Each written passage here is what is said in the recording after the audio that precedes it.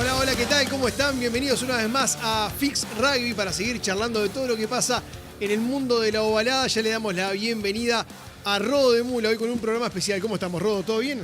¿Cómo estamos, Agustín? ¿Todo Bien. tranquilo? La verdad que acá estamos en un programa especial, la verdad con un invitado que... De tu casa, es de la casa y sobre todo de tu casa. Sí, no, pero aparte, si este programa lo viera Steven Spielberg, le tendría envidia Total. al programa que estamos generando hoy, porque el invitado de hoy ha jugado en el 7, en la selección de 15, rugby nacional, Steven Spielberg nunca se puso la de PSG. cineasta. Nunca se puso la de PSG. Así que nada, dale paso nomás y que empiece el show. Luis Ovara, ¿cómo estamos?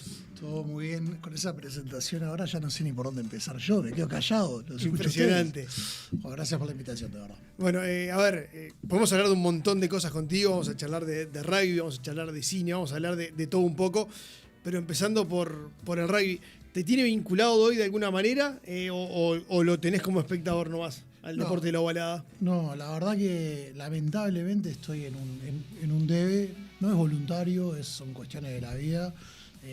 Pero no estoy tan vinculado al rugby. O sea, obviamente estoy al tanto de todo lo que pasa en el club y trato de ir a verlo siempre que estoy acá en el país. Soy un gran fanático de mi club y el rugby en general. Lamentablemente no tengo el tiempo para dedicarle y soy de los que me gusta predicar con el ejemplo. Entonces no me gustaría estar hoy colaborando o entrenando o lo que sea si no puedo estar todo el tiempo. O sea, no podría exigirle a un jugador que no falte una práctica y yo decirle a las 3 semanas que me tengo que ir de viaje por trabajo 20 días. ¿Hace cuánto que te tocó, digamos, de alejarte un poco, tomar la decisión de alejarte de algo que te involucró muy de cerca durante tantos años? No, bueno, yo dejé de jugar en el 2015. Rudo hace así. Siempre quiso sacarme años para tener más años él de rugby. Pero esa es una discusión eterna en el club. No, pero en el 2015 fue la última vez que dejé de jugar oficialmente. Ya ahí tenía 36 años. Y la verdad es que nunca había parado. O sea, yo empecé de muy chico. Pucarú en ese momento, después PSG, era un club muy pequeño que requería de mucho esfuerzo, mucha carga horaria porque había que hacer básicamente todo, no solo jugar, sino ir, pintar la cancha, recoger las pelotas, ir a buscar, entrenar a los más chicos. Fueron muchos años de mucho tiempo que la verdad me dieron de los mejores años que viví en mi vida, así que soy muy agradecido. Pero el día que dejé de jugar fue como que dije, bueno, ahora me tengo que dedicar un poco a lo mío y lo mío me llevó a tener que viajar mucho. Y es eso que te contaba. La verdad es que el 2015 hasta ahora no paso más de un mes o 20 días en Uruguay de corrido, entonces se vuelve un poco difícil. Qué difícil que preguntarle, porque la verdad, yo personalmente le tengo mucho respeto porque fue el primer capitán que tuve en primera división. Pero bueno, nada, a veces entender también de que a veces uno, y se escucha mucho, ¿no?, en el rugby local, eso de no tengo tiempo para dedicarle a los clubes, y a veces tan solo con ir, estar ahí un día, que saludar, ver, es tan importante como quizás entrenar, ¿no? Digo, esas cosas que marcan también, ¿no?, la importancia de los referentes que estuvieron siempre. Che, Luiso, contanos un poco cómo fue esas primeras épocas de Pucarú, cuando ustedes empezaron, que fueron bastante caóticas. Bueno, es un club para hacer la historia lo más breve posible. Pucarú arranca en el año 90 con una cantidad de jóvenes que venían principalmente ex Cuervos, ex Champa, y habían un par de ex Cristian que se les ocurre armar un club. Creo que en ese momento no estaban muy de acuerdo con lo que pasaba en sus clubes, andás a saber bien por qué fue la historia, y arman ese club en el año 90, que durante un par de años tienen un cuadrazo, juegan bien, compiten, pero enseguida después ya, como eran locos más grandes, y era otro rugby, otra época, empieza como medio a desarmarse, pero en ese momento, en el año 92, 93, 94, se generan unas primeras juveniles, y ahí entra en juego nuestra generación, que es la de la 79, que a finales del 93, principios del 94, cuando éramos 13, 14 años, empezamos a jugar. Y la verdad es que como éramos todo un grupo de amigos que veníamos principalmente de los Maristas y del San Juan, de esa época, después todos nos fuimos para otros colegios, pero en esa época éramos como de esos colegios, éramos muy amigos. Y un grupo de muy buenos amigos, con un muy buen entrenador, podés hacer cosas interesantes. Y lo que pasó en ese momento fue eso. El Pino Piñeirúa nos agarró. Estoy haciendo el cuento corto, me estoy salteando alguna cosa, pero el Pino nos agarró en esa época.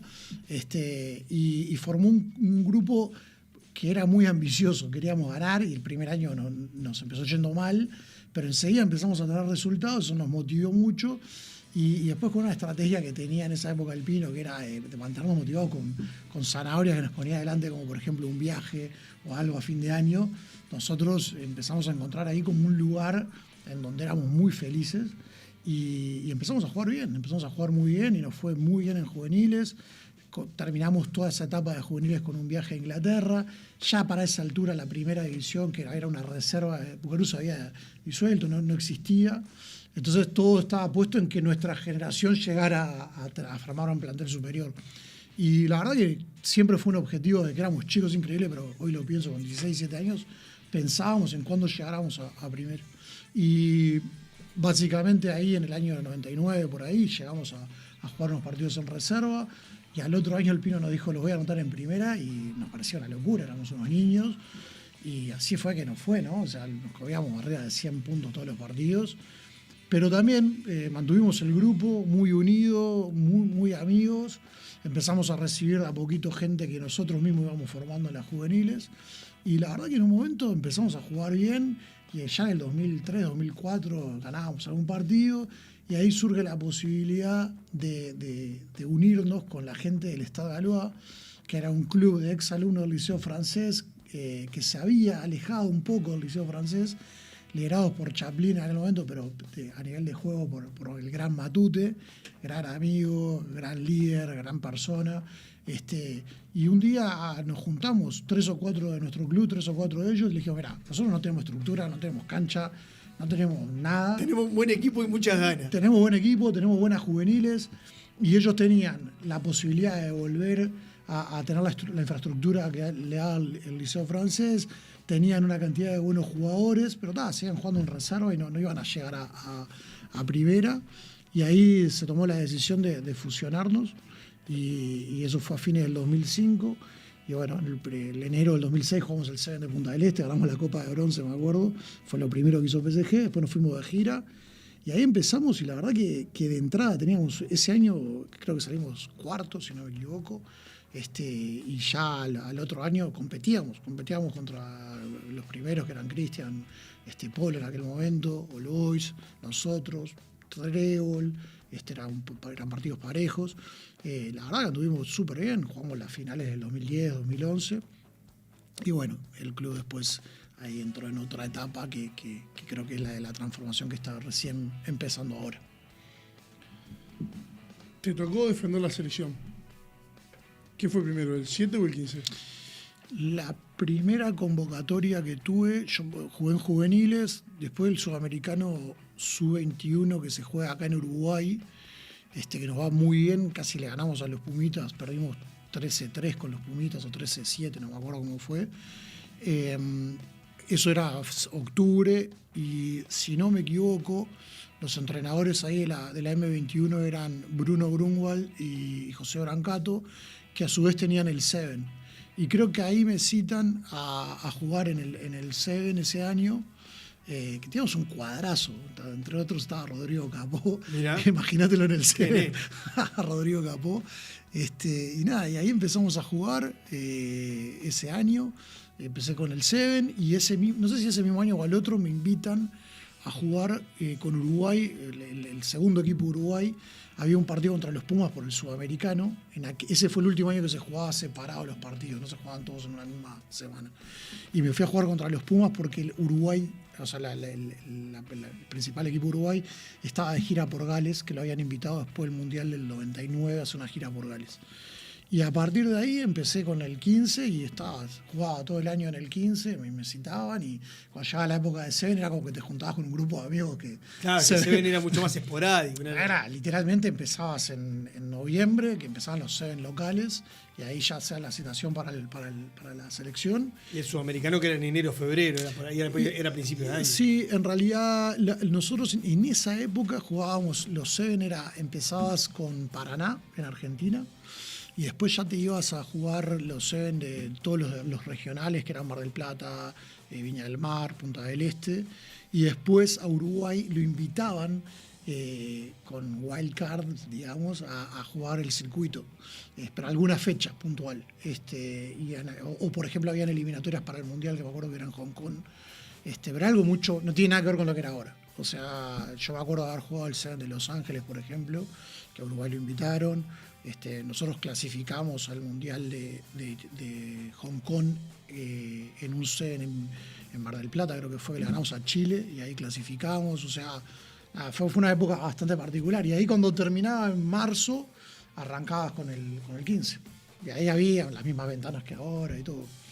Mientras desarrollabas tu vida dentro del rugby, ¿ya te ibas acercando a lo que terminó siendo tu profesión de director o fue algo que empezó a partir de que empezaste a terminar tu carrera en el rugby? ¿Cómo fuiste mezclando las dos cosas? En realidad, mi vida particularmente tiene un vuelco ahí bastante importante en una etapa bastante compleja. Ahora lo veo como un loco mucho más grande. Capaz que en aquel momento no era tan consciente. Pero, ¿qué pasó? Yo en el 2002, mi mamá se enferma muy grave y muere en enero del 2003. Yo ahí tenía 22 años, justo era toda esta parte donde el rugby para mí era todo. Yo estaba pensando en irme, me había empezado a averiguar para irme a estudiar a Australia, y había empezado a conseguir equipo para ver si me podía ir una temporada o algo mientras estudiaba. No sé por qué, no me pregunté por qué Australia, en ese momento tenía en la cabeza Australia. No sé si era porque se jugaba el Mundial después o qué era lo que me había hecho pensar en eso. Y básicamente cuando muere mi madre, yo ahí me quedo con la empresa, que es la distribuidora de películas, un representante de Warner Bros. Acá en Uruguay, y la empiezo a manejar con mi hermano. Y era un loco muy chico, o sea, en ese momento estaba terminando mi carrera. Y ahí me empecé a dedicar al mundo de la distribución de las películas, pero siempre la parte creativa era como que lo que me surgía adentro. Y ahí empecé a montar proyectos. Cuento corto, en 2005 fundo Trailer Films, que es la productora que tengo hasta el día de hoy. Y durante unos cuantos años hicimos programas de televisión, hacíamos comerciales, esto, lo otro. Y un día quise hacer un documental sobre donación de órganos a raíz de la muerte de mi mamá, que murió después de un trasplante de corazón. Y ese documental se estrena posterior en HBO, y después se estrena también en Netflix al tiempo, que Netflix recién empezaba a lanzar en Latinoamérica. Y a partir de ahí no paré más. Y si te fijas con lo que te contaba al principio, la película esa se estrena en el 2011-2012. La tercera película que yo hago es Gonchi, y la cuarta que yo hago es Tero, Sueño Mundial, en el 2015, que es el año en el que yo dejo de jugar. Claro. Ya ese año yo había empezado a viajar mucho y me costaba mucho, ¿viste? Te faltaban las prácticas, llegaba, me acuerdo de bajar del avión e irme directo con el Luisito Boy, una vez me va a buscar al aeropuerto con la ropa para pasar a buscar y irme a un partido, y eso era el 2015. Bueno, pero ahí por lo menos encontraste una forma de canalizar el rugby con tu profesión. Yo me daba cuenta que eso tenía fecha de vencimiento. Aparte estaba muy, muy, muy lastimado. Yo ya tuve muchas lesiones feas en el rugby y ya me pasaban facturas con 35, 36 años, me costaba un poco. Ahora, antes de meternos de lleno en lo que fue la producción de Teros, Sueño Mundial, donde tenemos a uno de los actores estelares, preguntarte también por eso que mencionabas antes de lo que fue la construcción de PSG y todo el camino que recorriste ahí. Es tremendo hoy, mirándolo a la distancia, un club que en términos históricos, prácticamente que con una camada y poco, en 20 años pasa de formarse a prácticamente que pelear un campeonato o estar muy cerca de ganar un campeonato uruguayo, peleando contra equipos que tienen una estructura de muchos años atrás, de mucho trabajo, de mucho desarrollo. Es tremendo lo que lograron. Sí, yo creo que PSG, Pucarú en su momento y PSG después, se consiguieron cosas muy importantes, pero hay ciclos que son imposibles de saltear. nosotros siempre decíamos que el ciclo completo de Bucarú se iba a cumplir cuando fuéramos padres y nuestros hijos llegaran a primera división. Completamente. Yo fui papá de 2 nenas, entonces no les tocó jugar al rugby, orgulloso de ellas y de todo lo que hacen, pero no juegan al rugby, pero sí muchos de mis amigos de mi camada, sus hijos están jugando hoy en M15, M17, y te das cuenta de que claramente lo que decíamos se iba a cumplir, pero porque tiene una lógica. El rugby es un deporte en donde la fuerza laboral, la gente que le dedica tiempo, tiene que estar muy involucrada, le tiene que sacrificar muchas cosas. Hasta el día de hoy, inclusive en los clubes grandes, vos ves las estructuras de juveniles y por más que hayan un par de rentados, la diferencia la hacen los papás, la hacen los fanáticos, y eso siempre fue igual en el rugby. Y en clubes que no tienen infraestructura como los nuestros, eso es todavía más determinante, porque no tenés de dónde agarrarte sino de esa gente. Y el hecho que sus hijos jueguen los acerca de nuevo, y yo creo que el club va a tener un resurgimiento, espero, en los próximos años. Pero es un poco una utopía. O sea, yo creo que hay clubes que se formaron en el rugby uruguayo sin venir de colegios ni con una estructura grande atrás, son muy pocos si los pensás. O sea, vos pensás en Cuaro, vos pensás en Champa, ponele, y que son clubes ya recontra establecidos, que tienen sus campos deportivos y todo.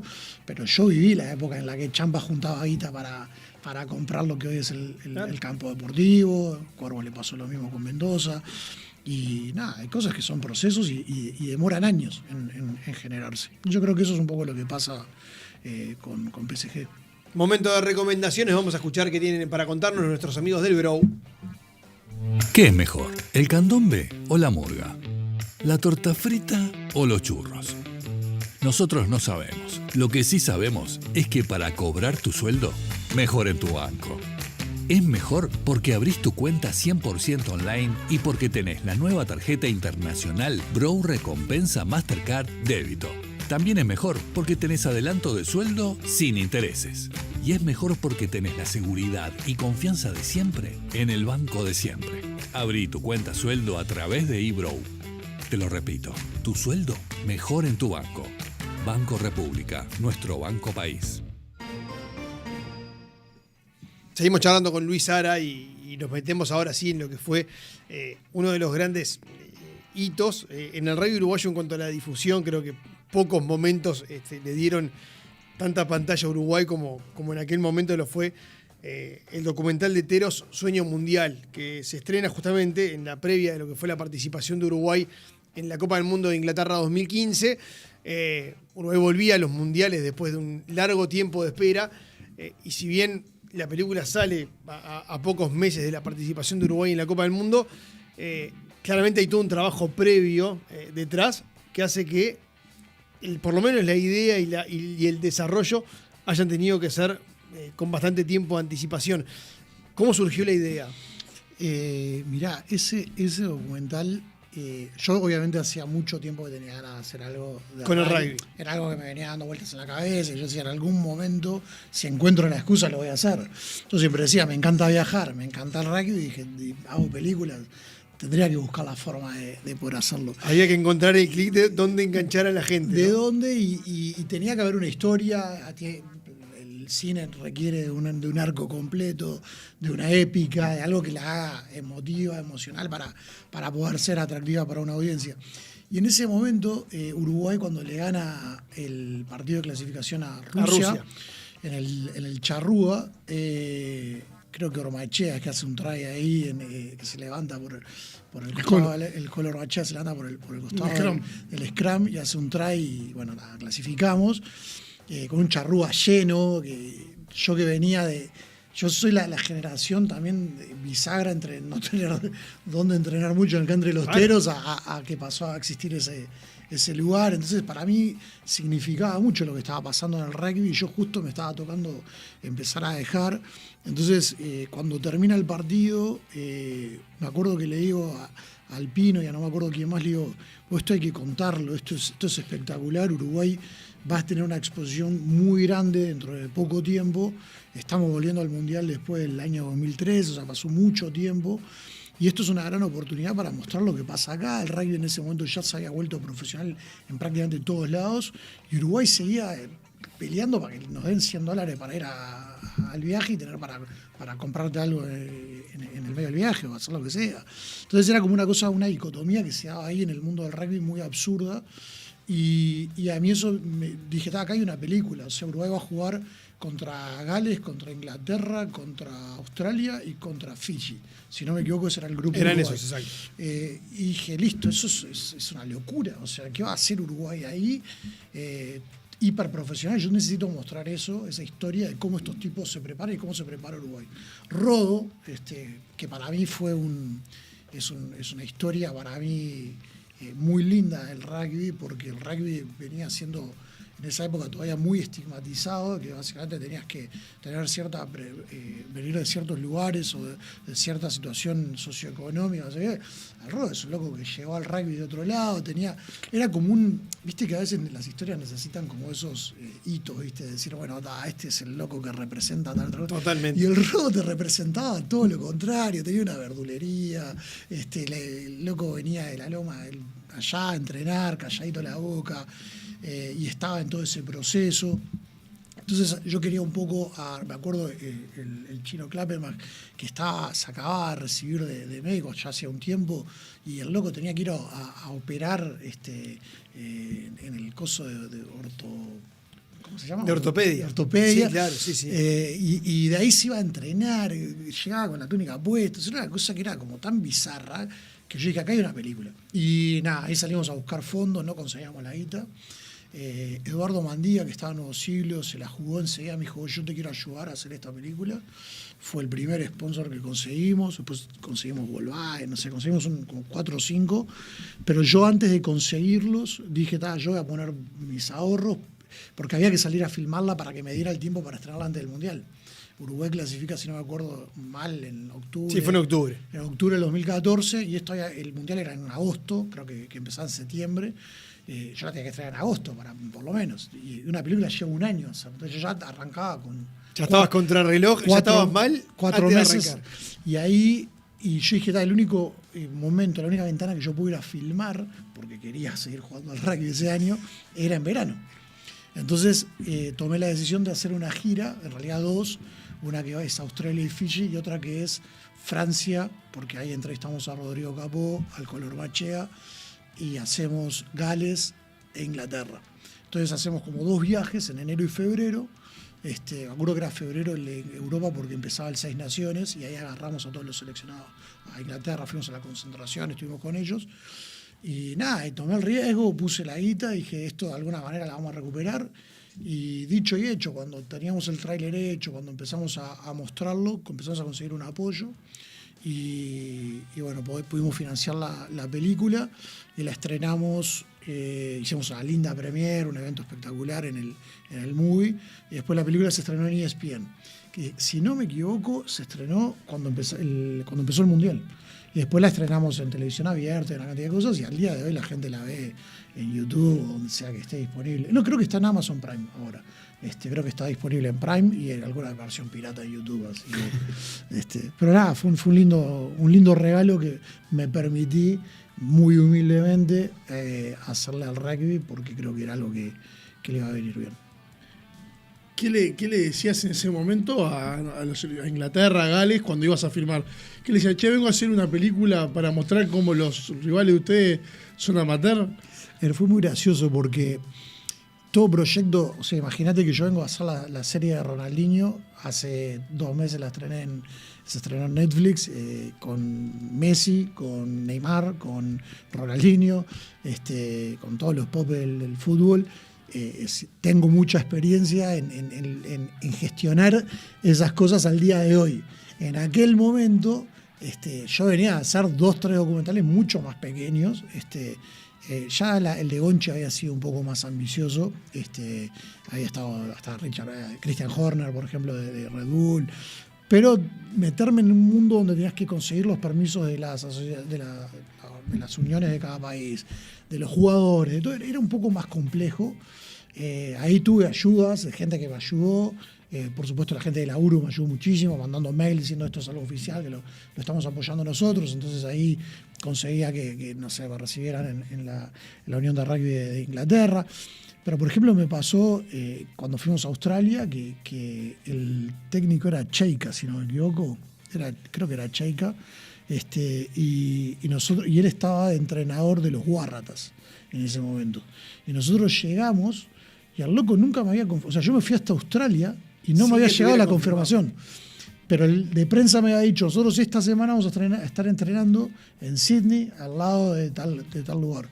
Y después había un equipo que era de Canberra, que eran los Blues, no me acuerdo cuál era, que era otro equipo que lo entrenaba, si no me equivoco, Laina.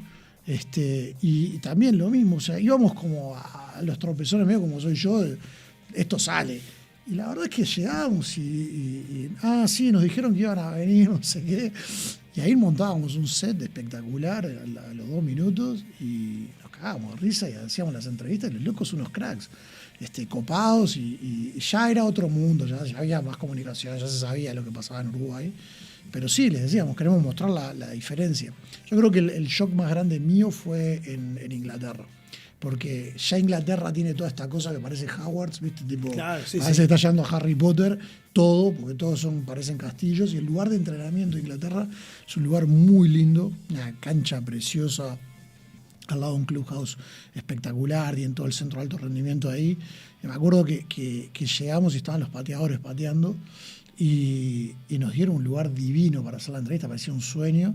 Y ahí entraron a pasar uno atrás de otro, y yo siempre fui un desastre, lo decía fuera de cámara con los nombres.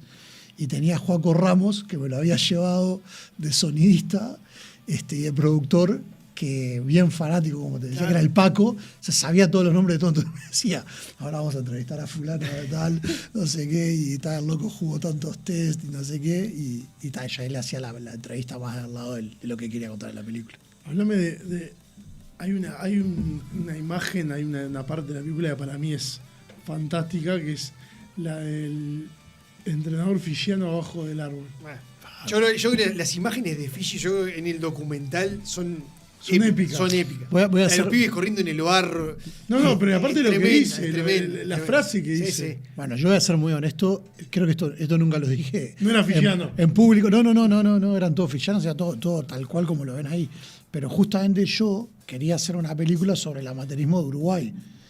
Y lo que realmente vi ahí fue el amateurismo de Fiji, que es, si lo nuestro era absurdo, lo de ellos era 3 veces más absurdo. Porque los tipos realmente, los jugadores, tienen un sistema de captación. Aparte no me lo contó nadie. Fui a Fiji, lo vi en Fiji, y el moreno ese que aparece es un gigante así, que aparece abajo del árbol, es un loco que básicamente lo que se dedica es a detectar talento de gente que no tiene un mango literalmente para comprarse un par de zapatos.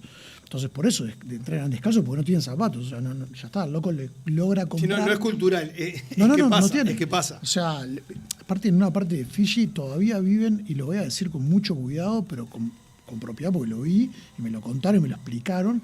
Viven del trueque en muchos lugares, en el sentido de que son como aldeas colaborativas, digámoslo de esa manera. Uno se dedica a hacer una cosa, el otro se dedica a hacer otra, yo te doy lo que tengo, vos me das lo que tenés. La ropa que usan llega de donaciones. O sea, hay toda una parte de la isla que es muy, muy pobre, pero que hay estos físicos espectaculares, esas propiedades que tienen los locos, y con un amor por el rugby, como tenemos nosotros por el fútbol en Uruguay. Entonces juegan con una botella de Coca-Cola. Lo está filmado, aparte en la película, lo ves en los campitos, jugando al rugby con una botella de Coca-Cola llena de agua, que es lo que es la pelota. Este tipo se dedicaba, era uno de los tantos, yo me imaginaba llegar a la Federación de Fiji de Rugby, este tipo era uno de los tipos que se dedicaba a detectar talento. Un captador. Les enseñaba a jugar, los hacía competir en los 7 de la isla, y cuando encontraban un talento, le conseguía un equipo, y el objetivo era mandarlo a Nueva Zelanda o a Australia o a Japón o donde sea, para que él fuera el que trajera guita para la isla. O sea, es una historia, está contada en la película de una manera un poco más resumida o más gráfica desde el punto de vista visual, pero es una historia increíble. Y los tipos, obviamente Uruguay no juega contra esos jugadores, ¿no? O sea, no es que yo fui a ver cómo entrenaban los fichados se juntan después porque están dispersos por todos Exacto. lados. Y obviamente ya son locos que entraron a un sistema profesional de estas ligas que te contaba, pero el sistema de captación y cómo el rugby de Fiji se desarrollaba, al menos hasta el 2015 que lo vi en persona, era increíble. Y esas imágenes que se ven ahí son 100% reales. A mí me dijeron, vas a ir a uno de los lugares donde mejor, que tienen más nivel de captación de jugadores. Cuando yo llegué le dije...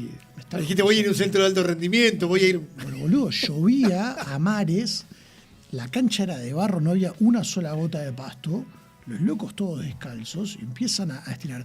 Es más, ahora estaba viendo fotos que estaban subiendo Sí. ahí. En mi Instagram, la primera foto que yo subo cuando abro mi Instagram son esos locos entrenando ahí. Que me acuerdo que lo quedé mirando y decía, no puedo creer. Y ahí le hice la entrevista al loco. Tenían un canto inicial que aparece en el tráiler muy lindo. Nada, fue una experiencia para mí, como cierre de mi carrera como jugador, fue espectacular, porque ahí después de eso, ese mismo año dejó de jugar. Che, Aus, estoy teniendo problemas un poco con la vista, estoy viendo poco. ¿Te saco para mí? Tengo una recomendación para ti, pero no te la voy a dar yo, te la va a dar la gente de Óptica Eternity. Tener estilo es saber dónde mirar. Óptica Eternity, la óptica de la gente. Seguimos charlando con Luis Sara. ¿Te sorprendió algo, digamos, de la repercusión que tuvo la película de Ter Sueño Mundial, sabiendo obviamente que, a ver, vos le habías puesto muchísimo corazón, habías arriesgado mucho, pero no deja de ser un deporte de nicho? Sí. ¿Te sorprendió lo que se terminó generando con eso?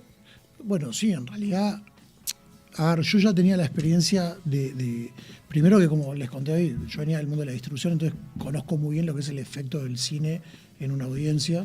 Cuando hicimos 2 horas 2 minutos, se estaba por aprobar una ley de donación de órganos y la película fue sin dudas una de las cosas que empujó para que esa ley se terminara de aprobar en el Senado. Entonces yo ya sabía que el cine tiene esa fuerza y un poco el objetivo era también difundir el rugby, tratar de mostrar. Me pasó algo y fue que no mucha gente confiaba en el proyecto cuando yo les trataba de explicar por esto mismo que vos decís, el nicho.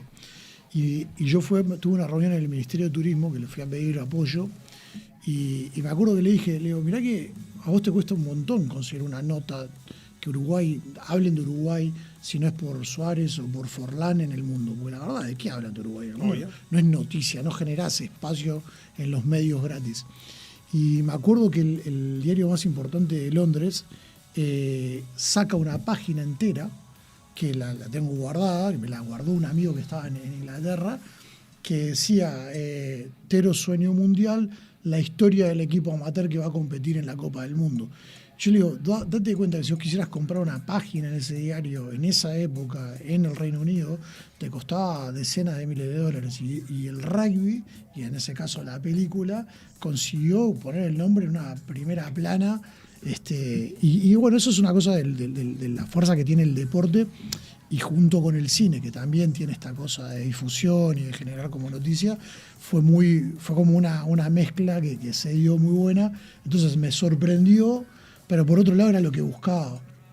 Y la verdad es que en Uruguay pasó algo muy curioso. Mucha gente vio la película. La pusimos en cines, la gente pagó la entrada para verla. Estoy hablando de miles de personas, no estoy hablando de 200 jugadores de rugby. Y después se dio en televisión abierta, y al día de hoy pasaron 10 años y me siguen hablando de esa película. O sea que evidentemente cumplimos con el objetivo que nos pusimos en ese momento. No sé hoy si hubiera sido igual, el mundo es muy diferente, las comunicaciones son muy diferentes. Estamos hablando de un mundo en el que recién hacía 3 años existía WhatsApp, porque creo que fue el 2011-2012, Instagram salía hacía un par de años, o sea, las comunicaciones eran diferentes aunque fue hace solo 10 años. Te voy a contar una anécdota. A ver, Guarda. ¿desde el lado de actor? O... No, de actor me pasó una vergüenza, me tuve que subir un ómnibus. Yo iba al charrúa en ómnibus, obviamente, ¿no? Digo, no, eso no, es verdad. No es que me subí en ómnibus para filmar. Pero hay que ir a subirte a un ómnibus con una la cámara atrás. Claro, No, que te estén filmando. Fue terrible. Y en el puesto que vino a atender gente que está en las cámaras ahí, los vecinos no tenían ni idea. ¿Sabes qué? Una vergüenza. No, pero viajamos a Bahía Blanca. Estaba con el club, con PSG. Y yo, obviamente, siempre llevaba películas truchas. Compraba la feria. ¿no? Lo sé. Lo sé, Claro. claro, 3 por 100 pesos. Y el hombre se enojaba porque, claro, distribuía películas y yo ¿no? Entonces saca 2 películas para poner en el bondi. Adivina qué películas se pudieron ver. A ver. Las truchas. ¿No puedo creer que el DVD no tomó las originales? ¿No se pudieron ver? ¿Vos sabés que ¿Era celoso con eso? Es que no era que era celoso, tenía que ser muy criterioso, porque en realidad yo en ese momento el cine luchaba contra la piratería, y la piratería en ese momento no era online, todavía era eso que cuenta Rob fue, no sé, capaz que el 2007, 2008, no sé, o mismo 2006. Entonces todavía el cine luchaba mucho contra la piratería de los CDs. La gente compraba las películas para verlas en su casa. Y te hacía pelota la industria. Entonces, obviamente a mí me pasaba, a veces yo quería ver ciertas cosas pero no las conseguía, pero por criterio al día de hoy no veo nada pirata, o sea, no lo hago.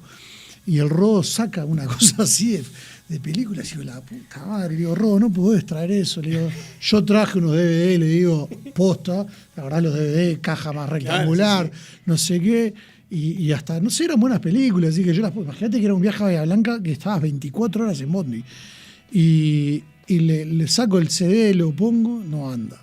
Imagínate los 40 pibes en el bondi riéndose Obvio. del papelón que acababa de hacer. O sea, le había dado una clase de ética a Rodo, y obviamente me tuve que meter las palabras en el bolsillo y nos quedamos viendo las películas de Rodo, eran las que funcionaban. Ganó el Rodo. Vamos a las recomendaciones de Kia.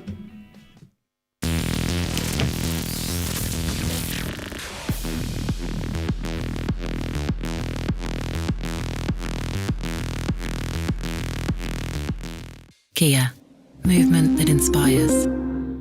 Bueno, seguimos charlando con Luis. Ahora, después de que dejaste el rugby, volviste, imagino que sí, pero volviste a seguir conectado con el club más allá de que no desde el juego, Sí, o el alejamiento fue bastante abrupto. No. Los primeros, te diré, 4 años estuve muy vinculado.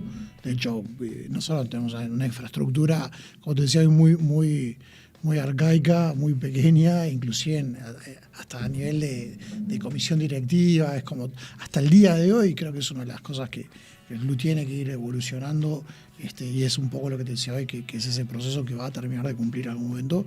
Pero la comisión directiva éramos 5 amigos. Bueno, yo era el presidente, entonces cuando me retiré fui el presidente, pero lo que hice fue, el día que me retiré, llamé a un par de personas que se habían alejado del club, que yo sentía que iban a ser importantes, y con mucho orgullo lo veo. DJ Di Maio, por ejemplo, fue uno de los que llamé, que al día de hoy está vinculado 100% al club, ha sido de tremenda ayuda en los últimos 10 años del club. Junté a Danielito Queijo, a Alcalza Moreira, a Nero Alcina, una cantidad de locos que estaban muy vinculados, a unos jugando, otros no. Me acuerdo que hicimos una reunión en mi oficina, yo les armé hasta un PPT tipo con lo que era para mí el plan que tenía que seguir el club adelante. Y nada, les conté un poco lo que yo quería hacer. Los primeros 2 años estuve muy involucrado como presidente, pero así como cuando jugaba dejé el capitanato a los que venían atrás con tiempo para que no fuera de un día para otro. También hice eso con la parte más dirigencial. Después me tuve que abrir, y a ver, al día de hoy capaz que estoy en el momento más alejado del día a día, porque hay gente que está haciendo muchas cosas, pero participo de todos los chats, estoy en todas las conversaciones, me cuentan muchas cosas, me preguntan algunas, otras a veces me entero y digo, oh, ¿qué pasó acá? ¿Qué onda esto? Y enseguida me ponen al tanto en un audio.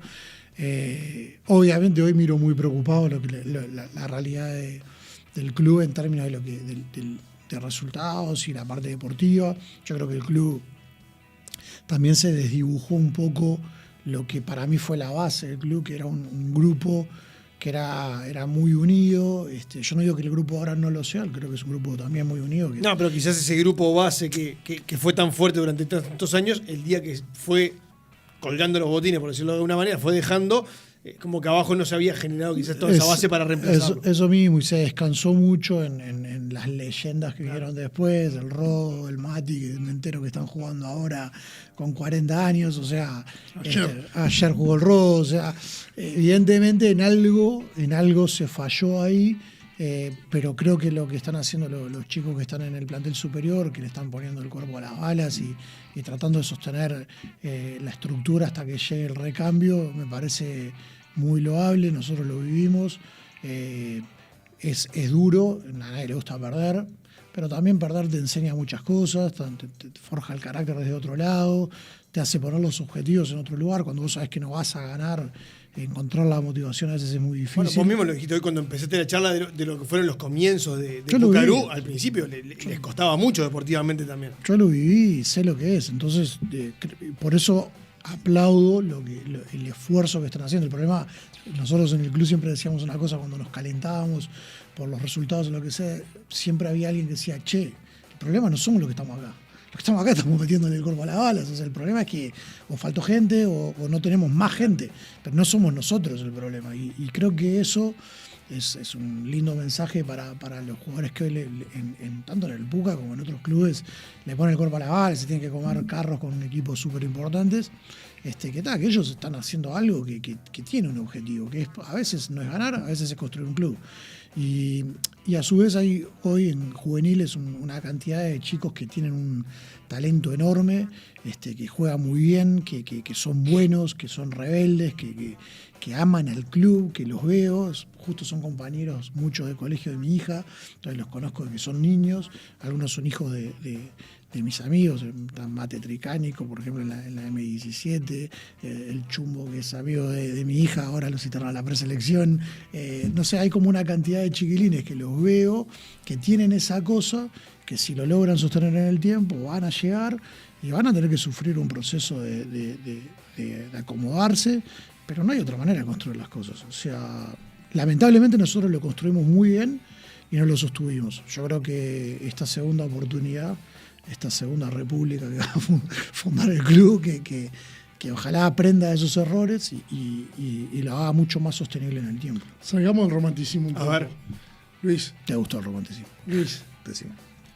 ¿con qué jugadores te llevabas peor adentro de la cancha? Porque yo tengo un par de nombres. No. Yo no En buenos términos, ¿no? La ley de la dentro del claro, juego, claro, obvio. bien entendido. No, tenía- Yo tengo 12, seguro. Decilo si yo te... No.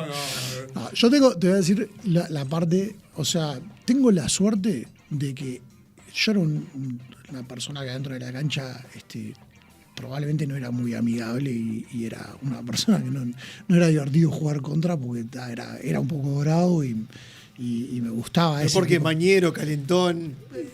O sea, a mí no me gustaba perder y hay un concepto que quiero que se entienda bien, no me gustaba que se metan con los míos, era como que entonces yo todo lo tomaba como una batalla, tipo, así perdiéramos por 100 puntos, para mí hasta el último momento teníamos que jugar. Era otro rugby. Era otro rugby, era un rugby muy violento, o sea, sobre todo hasta el 2008, 9, 10 fue un deporte muy violento, en términos de los permisos que se daban en la cancha.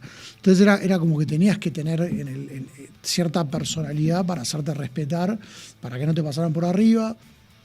A mí me tocaba jugar siempre con gente más chica, siendo yo chico. Entonces era como que yo tenía que hacerme el que trataba de cuidar con otros grandes jugadores que eran mucho más guapos y todo, ¿no? Pero era un tema más de lograr hacerte respetar. Entonces a mí, capaz que yo dentro de la cancha, sí, era más mañero, era un jugador mucho más defensivo, de taclear, de pescar pelota, de meterme siempre en el lío.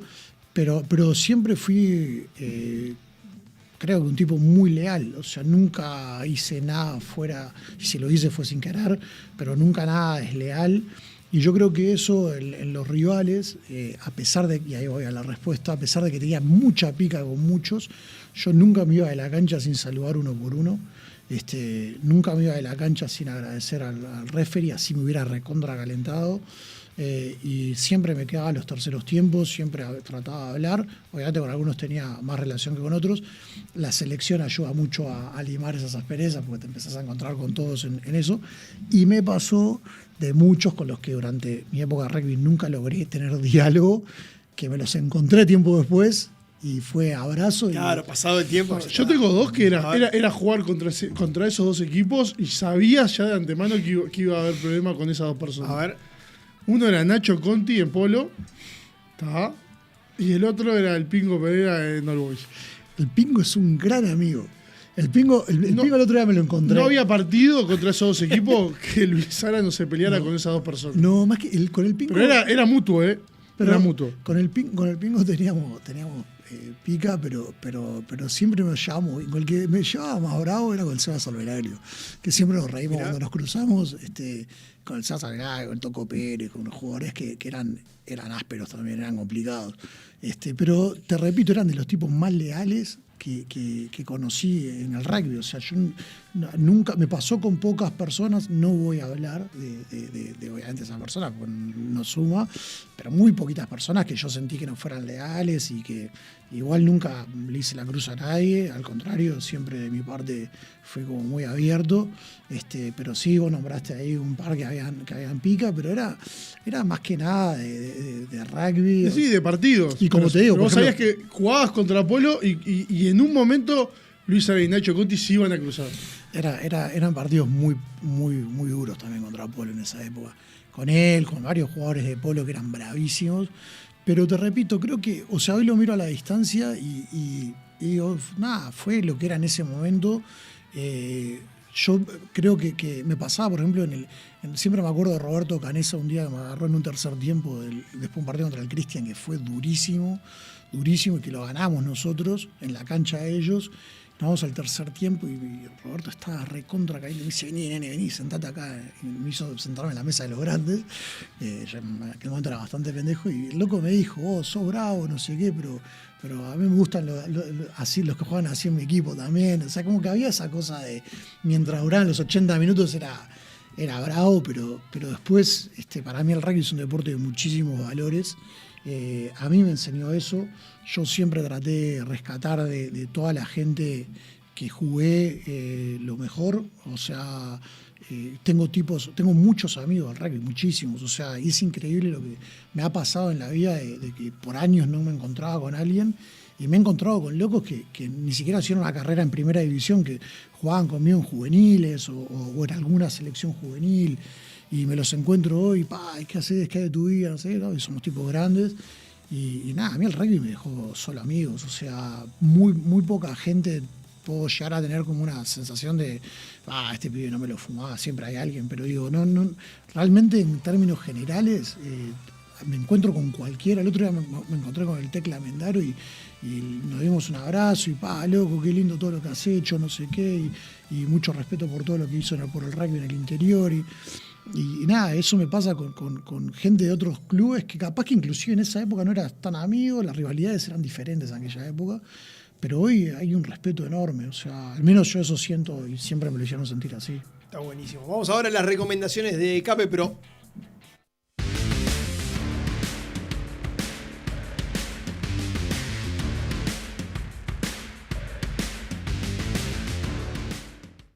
Ahora tenemos para compartir con ustedes un mensaje especial de Pelota al Medio de la Esperanza.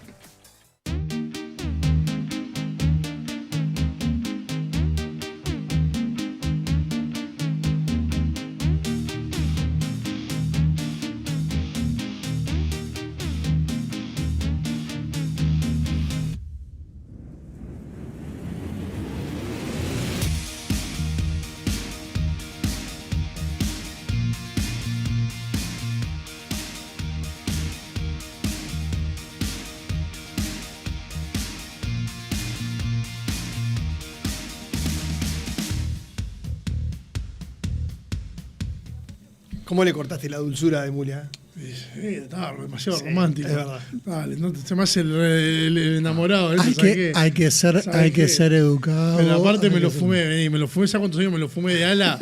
Que no empujaba, se arrimaba el brazo, ¿No empujaba? Se arrimaba el brazo para salir a taclear.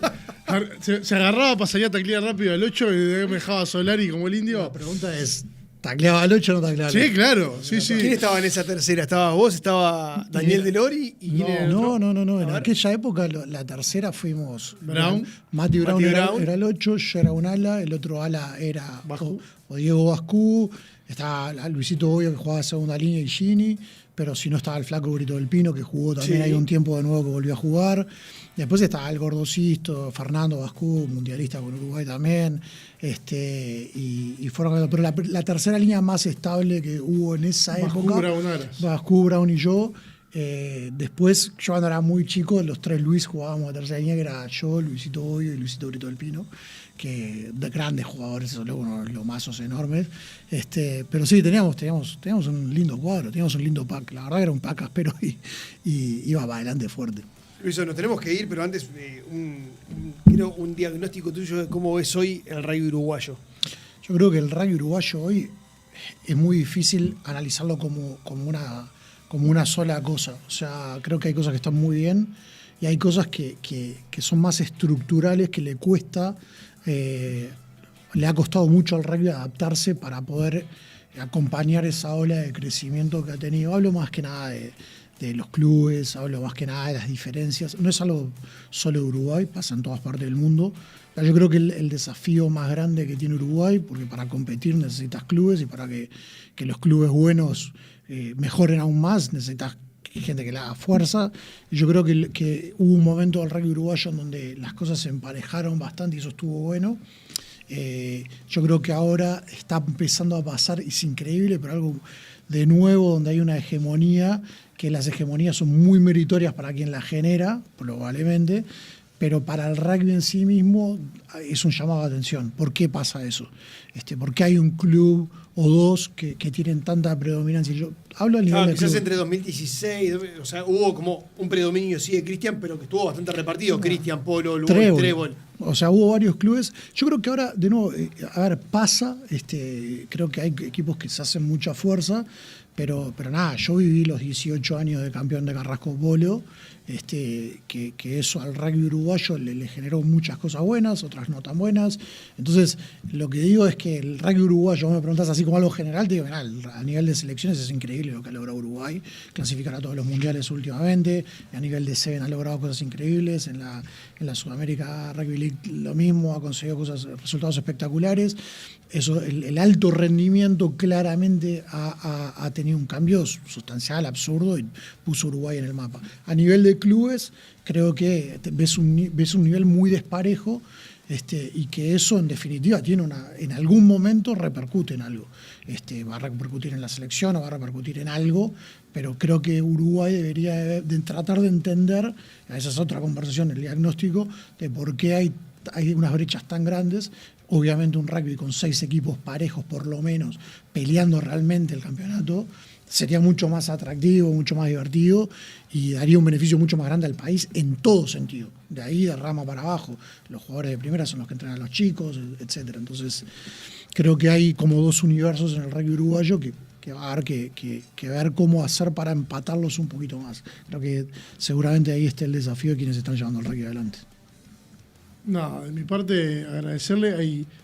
Siempre que me lo cruzo, nada, es un placer para mí, porque hay gestos que te marcan en la vida. ¿Entendés? Digo, yo allá por el 2007 me tocó atravesar una enfermedad complicada donde casi pierdo una pierna y me acuerdo como si fuese hoy que él llegó al hospital con un bolso donde me dijo, tomá, acá está la ropa del club, nosotros recién nos habíamos fusionado, acá está la ropa del club, recuperate y te esperamos. Y esos gestos y esas cosas son las que te marcan para la vida. Y nada, siempre fue un placer y un agradecido por esas cosas. Así que nada, agradecerte nuevamente, como lo hago cada vez que te cruzo. Yo le tengo que agradecer, le devuelvo el agradecimiento porque me protegió muchas veces adentro de la cancha con ese lomo del rodo y esa actitud. Y nada, la verdad que es lo que te digo, a mí el rugby me dio muchas cosas, pero lo más importante que hoy, muchos años después, puedo hablar son las amistades. Tengo muchos amigos que sé que es gente con la que puedo contar para cualquier cosa y esa amistad se generó en el rugby, así que lo valoro mucho. Luis, muchas gracias. El mayor de los éxitos en tu carrera y esperemos verte ahí cerquita del rugby de vuelta pronto. Ojalá que sí. Vamos arriba. Nosotros nos reencontramos la próxima. Chau, chau.